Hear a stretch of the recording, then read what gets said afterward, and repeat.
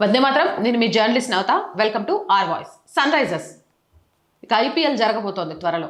కానీ sun Risers చేసిన ఈ పని నిజంగా కూడా సిగ్గుచేటు, దేశద్రోహం అనే చెప్పాలి. అరే అలా ఎలా చేస్తారు? కావ్య మారన్ ఈరోజు నిజంగా Sunrisers owner Kavya Maran తన కొంప తనే కూల్చేసుకుంది. ది 100 లీగ్ వేలంలో Sunrisers Leeds Pakistani spinner Abrar అహ్మద్ని కొనుగోలు చేసింది. పాకిస్తాన్ ఒక పక్క నుంచి ఉగ్రవాదులను తయారు చేస్తూ ఈరోజు ప్రపంచంలో ఏ దేశాన్ని అడిగినా చెప్తుంది ఉగ్రవాదులకు అండగా నిలుస్తున్న దేశాల్లో టాప్ 10 ఏవి అంటే అందులో ఖచ్చితంగా పాకిస్తాన్ ఒకటి ఉంటుంది. అలాంటి పాకిస్తాన్ భారతదేశంలో ఎప్పుడు ఉగ్ర కుట్రలు చేయాలి, భారతదేశాన్ని ఎప్పుడు నాశనం చేయాలి అని చూస్తూ ఉంటే అక్కడ వండుకుంటూ భారత్ని అవహేళన చేసే ఒక ఆటగాడిని ఈరోజు సన్ రైజర్స్ ఎలా కొంటుంది? భారత యజమానుల యాజమాన్యంలోని ఫ్రాంచైజీ ఎంపిక చేసిన మొదటి పాకిస్తానీ ఆటగాడుగా అతను నిలిచాడు. కావ్య మారన్ మరియు ఆమె ఫ్రాంచైజీ దీనికోసం చాలా మంది మద్దతుదారులను మరియు గౌరవాన్ని కోల్పోయింది. ఖచ్చితంగా సన్ రైజర్స్ ఓడిపోతే నేనే ఫస్ట్ చప్పట్లు కొడతా. ఓడిపోవాలని మనస్ఫూర్తిగా కోరుకుంటున్నాను. ఈ భారతదేశాన్ని ద్వేషించే వ్యక్తికి ఈ భారతదేశంలో ఏ రకమైన సహాయం దొరకకూడదు.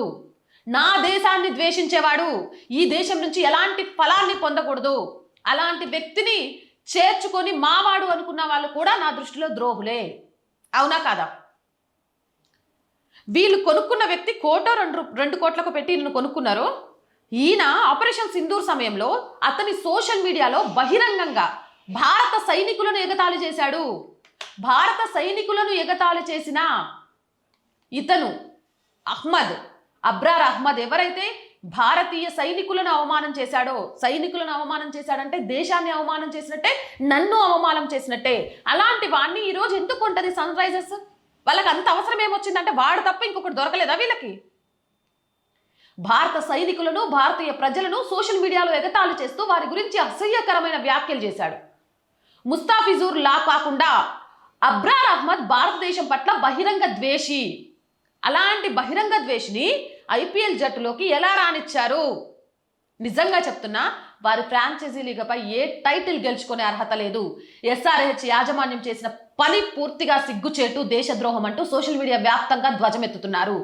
జాతీయ వ్యతిరేకతను ఎస్ఆర్హెచ్ యాజమాన్యం, అభిమానులు ఎలా ఎదుర్కొంటారో వేచి చూడాలనుంది. వీళ్ళకి తగిన బుద్ధి చెప్పాలి. ఇంకొకడు ఇలాంటి పని చేయాలంటే దేశద్రోహులకు ఈ దేశంలో అవకాశం కల్పించాలి అంటే భయపడే విధంగా వీళ్ళకు బుద్ధి చెప్పాలి. నాకు తెలిసి 2.5 కోట్ల 3 కోట్లకు వీడిని కొనుక్కుంది. ఇన్ని కోట్లు పెట్టి కొనుక్కునే అర్హత వాడికి లేదు. అది నా దేశపు సొమ్ముతోటి, నా దేశంలోని సైనికుల కాలి గోటిలో ఉన్న మట్టితో సమానం వాడు. అలాంటి వాడిని తీసుకొని ఈరోజు సన్ రైజర్స్ టీంలో పెట్టుకున్నారు. బాహారంగా సోషల్ మీడియాలో ఎగతాళి చేసిన వాడిని అంటే నిజంగా నాకే అవమానంగా ఉంది. నా దేశంలో ఒక టీం వాడి కోసం పరితపించింది అంటుంటే ఎస్ఆర్హెచ్ టీం ఈ ఐపీఎల్ నుంచి ఎంత వీలైతే అంత తొందరగా బయటకు వెళ్ళిపోవాలని, తగిన బుద్ధి రావాలని మనస్ఫూర్తిగా కోరుకుంటున్నా. లేదా ఇక్కడైనా తమ తప్పు తెలుసుకొని పోతే పోయినాయి పైసలు అనుకొని ఈ ఐపీఎల్కి వాడిని దూరం పెట్టి క్షమాపణ చెప్పాలి. ఈయన గురించి తెలియక పూర్తిగా మేము తీసుకున్నాము, మా కళ్ళు మూసుకుపోయినాయి, చెవులు వినపడకుండా తయారైనాయి, ఇప్పుడు మాకు వాస్తవాలు తెలిసినాయి, ఆయన్ని మా టీం నుంచి బహిష్కరించేస్తున్నామని చెప్పాలి. లేకపోతే ఎస్ఆర్హెచ్ టీం రానున్న రోజుల్లో మరిన్ని అవమానాలను ఎదుర్కోక తప్పదు. అవునంటారా కాదంటారా? మీ అభిప్రాయం ఏంటి? కామెంట్ సెక్షన్లో పెట్టండి. మోర్ వీడియోస్ కోసం or group of channels, or voice, or political, or Sanskriti, ఈ 3 మన ఛానల్స్. So please subscribe our channels.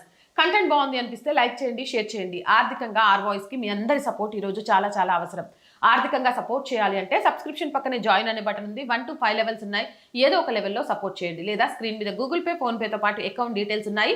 మీకు తోచిన సహాయాన్ని అందించండి. మార్కెటింగ్ యాడ్స్ అంటే వ్యాపార ప్రకటనల కోసం 8328 500 576 నెంబర్ని సంప్రదించండి. జై హింద్, జై భారత్.